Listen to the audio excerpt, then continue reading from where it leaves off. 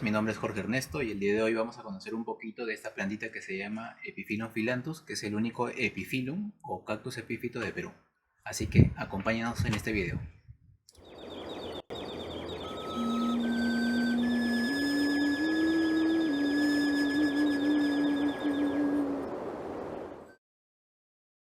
¿Qué tal? Mi nombre es Jorge Ernesto. El día de hoy estamos 11 de la noche.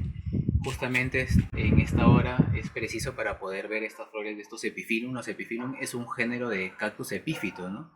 ¿Qué es un cactus epífito? No es más que un cactus que crece sobre una planta, sobre un tronco, y que no es que vaya a parasitarlo, ¿no? Porque una planta parásita es aquella que utiliza sus raíces para meterse en el interior de la planta donde se va a sentar y poder coger sus nutrientes, no.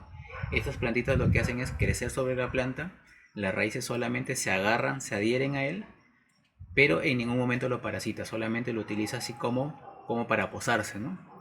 Si el epiphyllum está sobre un árbol, se llama epífito, y si está sobre una roca, se llama litófito, ¿no? Son diferentes formas de crecimiento de la planta, ¿no?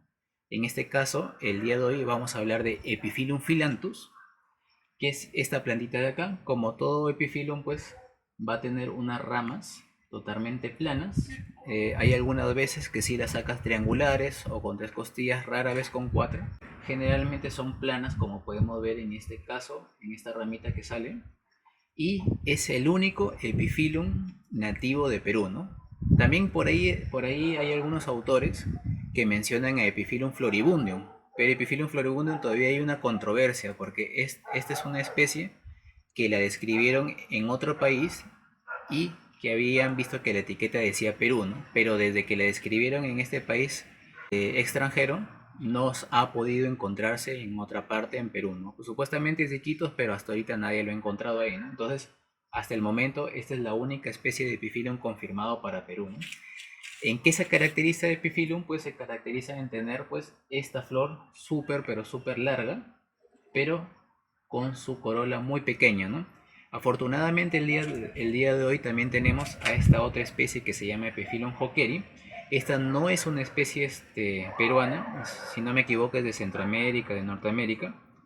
Es una de las especies más comunes en cultivo, la mayoría de personas lo tienen. Es también de una flor blanca nocturna, solamente dura una sola noche este Epiphyllum hockeri, al igual que Epiphyllum phyllanthus. Y se caracteriza porque ese sí tiene una flor grande, ¿no? Podemos ver acá, si extiendo mi mano, es prácticamente una mano, tiene un aroma muy fragancioso. Esto cuando florece pues bota su aroma y uno lo puede detectar a 10 metros de distancia. Pero el de acá es más pequeño, tiene un aroma un poquito más, también más sutil, un poquito más suave, por lo mismo que también el tamaño es menor, ¿no? Pero justo quería que ustedes comparen el tamaño de las flores, ¿no? Este es súper grande y el epiphyllum peruano que tenemos acá, el Epiphyllum phyllanthus, es una flor muy pequeña, ¿no?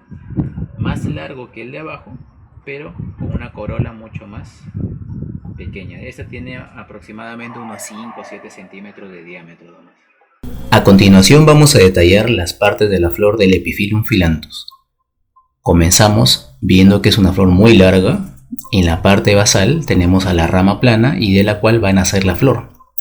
Lo primero que vemos en la parte externa es el pericarpelo. El pericarpelo no es más que la parte externa de la flor que está rodeando al ovario, el cual posteriormente va a formar la cáscara del fruto.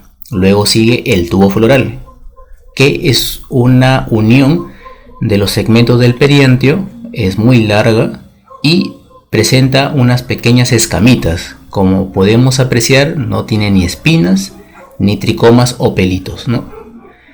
Es de un color verde un poco amarillento. Luego remata en los segmentos del periantio que están propiamente separados, de los cuales las partes de en medio vemos que son de color blanco, pero la parte de externa es un color medio verde limón, verde clarito.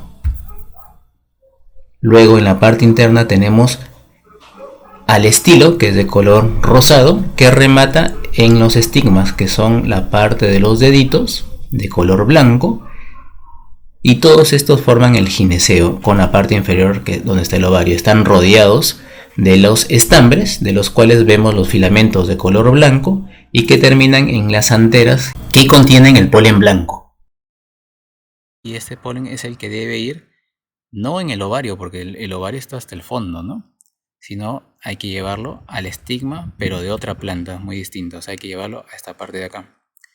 En este caso de acá, por más que yo le ponga el mismo polen, pues la planta no va a generar fruto porque no es autofértil, ¿no? Es autoinfértil, o que necesita el polen de otra planta distinta para poder polinizarse, ¿no? Entonces, una vez que llega el polen acá al estigma, a través de este pistilo, pues el pistilo va a llevar el polen hasta la base, fecundar los óvulos y el ovario pueda crecer y formar el fruto, ¿no?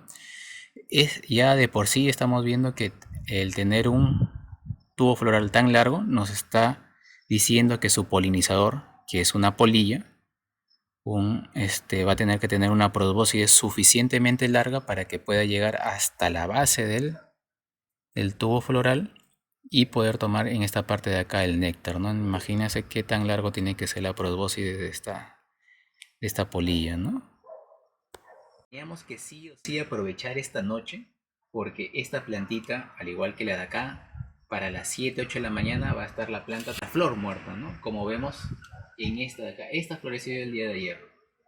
Ya una vez que ya ha florecido, ha durado toda la noche, si es que no ha sido polinizada, la planta va a comenzar a secarse, a amarillentarse, se va a caer el botón floral. Mientras que este de acá todavía recién abierto a eso de las 9, 8, 9 de la noche, con los pétalos más extendidos o segmentos del perianteo, pues acá la plantita está a la espera de esa polilla con esa lengua probóscide súper gigante que venga, pueda meter por acá su probóscide, puede alimentarse del néctar y como va a estar frotándose, pues va a estar chocando con los estambres, con el polen, y se va a llevar ese polen hacia la siguiente flor, y una vez que nuevamente meta su probóscide, pues necesariamente va a tener que chocar con el estigma, ¿no? Una vez que choque con el estigma, pues esa plantita va a quedar polinizada y se va a formar el pequeño fruto rojito que espero más adelante poder enseñarles. Esta planta es sí súper difícil de verla en campo con flor, porque imagínense, llegar en la fecha correcta, el día correcto y la hora correcta también, ¿no? O sea, es súper, pero súper difícil. Esto solamente lo he podido ver en cultivo, en campo, además yo he podido apreciar la planta propiamente dicha, los tallos, cómo se distribuye. Yo lo he encontrado no de forma epífita, sino litófita, pero tiene ambas formas de crecimiento, ¿no? Entonces, bueno, le regalamos esta flor. Este es Epiphyllum philanthus, el único Epiphyllum de Perú. Acuérdate que si te gustó el video, regálanos un like, suscríbete a nuestro canal en señal de apoyo y coméntanos, escríbenos qué especie peruana de cactus te gustaría que hablemos o de qué otro tema, y con gusto hablaremos. Mi nombre es Jorge Ernesto y soy de Vivero Cactácea de Perú, y hasta el siguiente video. Nos vemos.